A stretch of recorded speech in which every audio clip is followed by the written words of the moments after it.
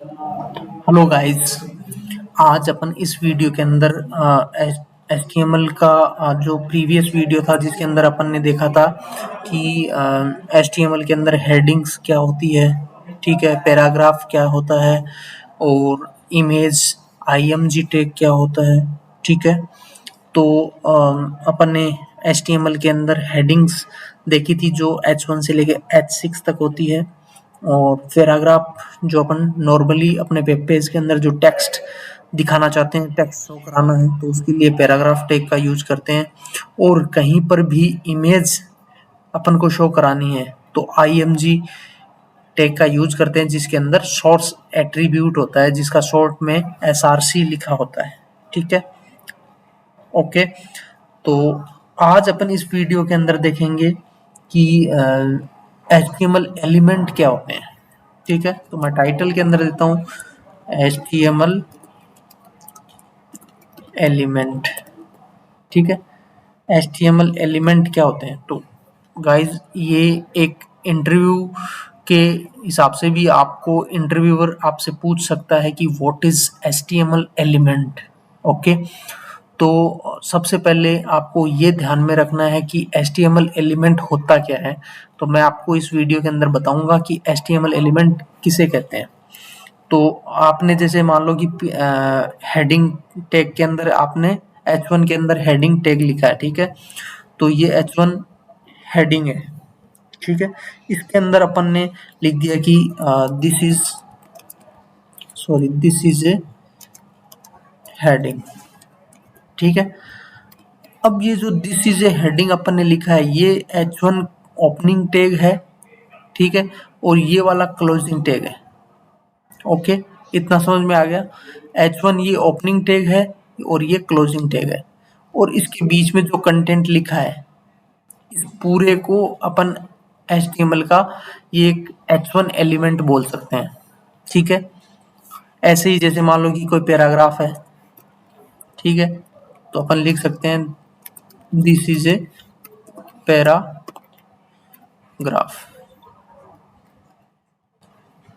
ठीक है। तो दिस इज ए पैराग्राफ, तो ये ओपनिंग टैग हो गया पैराग्राफ का P टैग और ये क्लोजिंग टैग हो गया, ठीक है। और इसके बीच में जो भी कंटेंट लिखा हो इस पूरे को अपन HTML एलिमेंट बोलते हैं। तो ये एक पैराग्राफ एलिमेंट है, P एलिमेंट है। ओके, बस इतना ही है HTML एलिमेंट, इससे ज़्यादा HTML एलिमेंट कुछ नहीं है। इसके अंदर अपन एक एक्स्ट्रा इंफॉर्मेशन के लिए सोर्स भी डाल सकते हैं, जैसे कुछ भी एट्रीब्यूट दे सकते हैं। जैसे मान लो कि मैं क्लास एट्रीब्यूट का यूज़ करता हूँ, ठीक है। क्लास के अंदर मैंने लिख दिया पैरा। ओके, तो ये एक एक्स्ट्रा एट्रीब्यूट हो गया, एक्स्ट्रा इंफॉर्मेशन देता है ये, ठीक है। अपन जब CSS लिखेंगे, अपन इससे जावास्क्रिप्ट करेंगे तो इसके साथ में अपन को ये क्लास वगैरह है, आईडी है, ये सब चीजें अपन को यूज करनी पड़ेगी, ठीक है। ये एट्रीब्यूट कहलाते हैं। जो ये क्लास एट्रीब्यूट है ये इस पैराग्राफ की एक्स्ट्रा इंफॉर्मेशन आपको बताता है, इसके लिए अपन एट्रीब्यूट्स यूज करते हैं। ओके, तो क्लास को class is equal to para अपन ने लिखा, ठीक है। ऐसे ही अगर अपने को आईडी लिखनी होती है मान लो, तो अपन आईडी के लिए क्या लिखेंगे, आईडी, ठीक है। आईडी इज इक्वल टू अपन ने लिख दिया, जैसे मान लो कि मैंने आईडी इज इक्वल टू भी पैरा लिख दिया। ओके, तो ये क्लास और आईडी दो ये इस पैराग्राफ की ये एक एट्रीब्यूट है जो इस पैराग्राफ की एक्स्ट्रा इंफॉर्मेशन को शो करता है, ठीक है। इसके बाद में अपन देखते हैं कि HTML के अंदर दो तरीके की लिस्ट होती है, लिस्ट आइटम। एक को बोलते हैं OL, जो OL stands for ordered list. Okay, और एक दूसरी होती है जिसको अपन बोलते हैं अनऑर्डर्ड लिस्ट, जिसको UL टैग के अंदर लिखा जाता है। तो ये OL टैग हो गया और ये हो गया UL टैग। ओके गाइस, अब ये OL टैग है जिसके अंदर अपन इसके अंदर अपन लिस्ट आइटम को शो कराते हैं। जैसे मान लो कि मैं LI मल्टीप्लाई बाई 4। ठीक है, तो ये 4 Li आ गया जिसके अंदर मैं 1 2 3 और 4 ये दे दिया। ठीक है, ओके गाइस, तो आपको VS कोड की मल्टी कर्सर फंक्शनलिटी का भी पता होना चाहिए। तो इसके लिए अपन ऑल्ट और फिर जहाँ जहाँ अपन माउस से कर्सर बनाएंगे वहाँ वहाँ पे एक साथ बन जाता है। ठीक है, तो जिसको मैं इसको लिख देता हूँ आइटम और फिर ये डैश 1 2 3 4। ठीक है, अब एक बार अपन इसको एक बार ब्राउजर पे ओपन कराते हैं। तो इसके लिए मैं आपको open with live server right click करके अपन देखते हैं। तो दिस इज ए हेडिंग और दिस इज ए पैराग्राफ, और जिसके अंदर एक ऑर्डर्ड के अंदर अपन को ये लिस्ट आइटम शो हो रहे हैं, जैसे 1 2 3 4 है ना। तो ये OL का ऑर्डर लिस्ट का है ये आउटपुट।